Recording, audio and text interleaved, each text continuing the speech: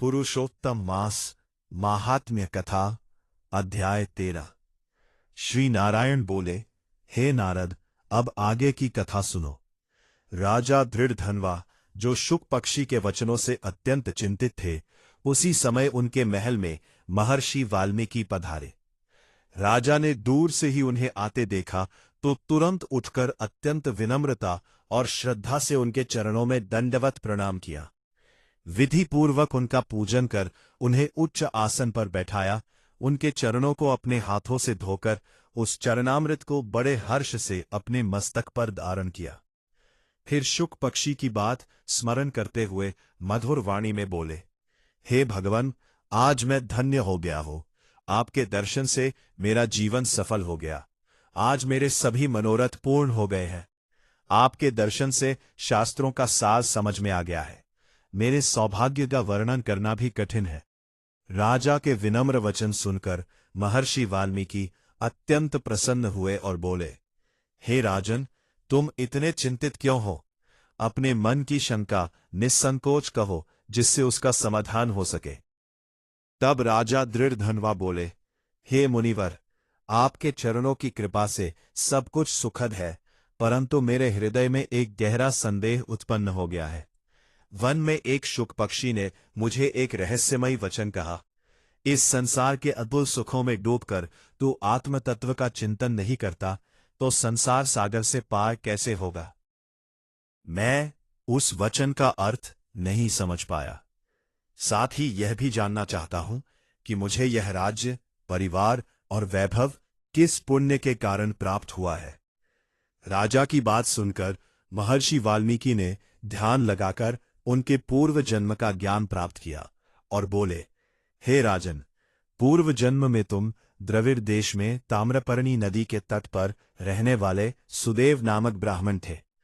तुम धर्मपरायण, सत्यवादी और भगवान विष्णु के भक्त थे। तुम्हारी पत्नी गौतमी अत्यंत पतिव्रता और सेवा में तत्पर थी, किंतु तुम दोनों को संतान नहीं थी। इस कारण तुम अत्यंत दुखी रहते थे। एक दिन तुमने अपनी पत्नी से कहा, पुत्र के बिना जीवन व्यर्थ है। तब तुम्हारी पत्नी गौतमी ने धैर्यपूर्वक समझाया, हे स्वामी, आप जैसे ज्ञानी को पुत्र की इच्छा नहीं करनी चाहिए। यदि आपको संतान की कामना है तो भगवान विष्णु की आराधना कीजिए। पत्नी के वचन सुनकर तुमने निश्चय किया और दोनों मिलकर ताम्रपर्णी नदी के तट पर जाकर कठोर तपस्या आरंभ की। तुम 5-5 दिन में केवल सूखे पत्तों और जल का सेवन करते थे। इस प्रकार 4000 वर्षों तक कठोर तप करते रहे, जिससे तीनों लोक विचलित हो उठे। तुम्हारी इस कठोर तपस्या से प्रसन्न होकर भगवान विष्णु गरुड़ पर सवार होकर तुम्हारे सामने प्रकट हुए। उनका स्वरूप अत्यंत दिव्य और मनोहर था। उन्हें देखकर तुम अत्यंत प्रसन्न हुए और साष्टांग प्रणाम कर उनकी स्तुति करने लगे।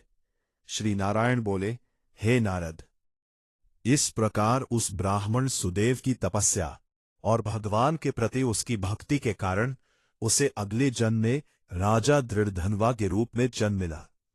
और उसे श्री नारायण बोले, हे नारद, अब आगे की कथा सुनो। जब भगवान हरि सुदेव ब्राह्मण के सामने प्रकट हुए, तब वह अत्यंत भाव विभोर होकर हाथ जोड़ गदगद वाणी में उनकी स्तुति करने लगा। वह बोला, हे देवों के देव, हे त्रैलोक्य के रक्षक, मैं आपकी शरण में आया हूं। आप ही सबके आधार, सबके पालनकर्ता और दुखों का नाश करने वाले हैं। मैं दीन, दुखी और अल्पबुद्धि हूं। आपकी महिमा का वर्णन करने में असमर्थ हूं, फिर भी आपकी शरण में आया हूं। मेरी रक्षा कीजिए। उसकी करुण पुकार और भक्ति से भरे वचन सुनकर भगवान विष्णु प्रसन्न हुए और गंभीर स्वर में बोले, हे वत्स, तुम्हारी तपस्या अत्यंत श्रेष्ठ है। मैं तुमसे प्रसन्न हूं। तुम जो चाहो वर मांगो।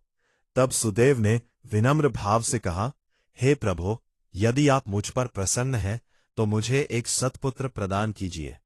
पुत्र के बिना यह गृहस्थ जीवन मुझे सूना प्रतीत होता है। यह सुनकर भगवान हरि कुछ क्षण मौन रहे, फिर बोले, हे ब्राह्मण, तुम्हारे भाग्य में पुत्र का सुख नहीं लिखा है। मैंने तुम्हारे भविष्य को देखा है। 7 जन्मों तक तुम्हें पुत्र प्राप्त नहीं होगा, इसलिए तुम कोई अन्य वर मांगो। भगवान के ये कठोर वचन सुनकर सुदेव का हृदय टूट गया। वो ऐसे भूमि पर गिर पड़ा जैसे जड़ कट जाने पर वृक्ष गिर जाता है। उसकी यह दशा देखकर उसकी पत्नी गौतमी अत्यंत व्याकुल हो उठी और विलाप करने लगी। कुछ समय बाद धैर्य धारण कर गौतमी बोली, हे स्वामी, उठिए, जो भाग्य में लिखा है वही प्राप्त होता है। मनुष्य अपने कर्मों का फल भोगता है। यदि भाग्य प्रतिकूल हो तो सारे प्रयास व्यर्थ हो जाते हैं। इसलिए अब दैव को ही स्वीकार कीजिए। पत्नी के ये वचन सुनकर भी सुदेव का दुख कम न हुआ। तभी भगवान के वाहन गरुड़ जी यह दृश्य देखकर द्रवित हो उठे। वे भगवान विष्णु से बोले, हे प्रभो, यह ब्राह्मण और इसकी पत्नी आपके परम भक्त है।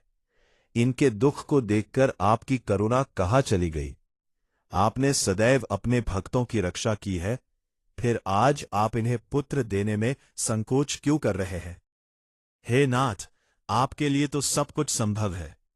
जब आपने सुदामा को वैभव दिया और संदीपनी मुनि को उनका मृत पुत्र वापस दिलाया, तो इस ब्राह्मण को पुत्र देना आपके लिए क्या कठिन है? गरुड़ जी के करुणामय वचन सुनकर भगवान विष्णु प्रसन्न हुए और बोले, हे वैनतेय, तुम ठीक कहते हो। यह ब्राह्मण मेरा भक्त है, इसलिए इसे एक पुत्र अवश्य मिलना चाहिए। भगवान की आज्ञा पाकर गरुड़ जी अत्यंत प्रसन्न हुए और उन्होंने तुरंत सुदेव को एक सुंदर और योग्य पुत्र प्रदान किया। श्री नारायण बोले, हे नारद, इस प्रकार भगवान की कृपा और गरुड़ जी के अनुरोध से सुदेव को पुत्र प्राप्त हुआ, यह वैभव प्राप्त हुआ। यह हम जानेंगे अगले अध्याय में।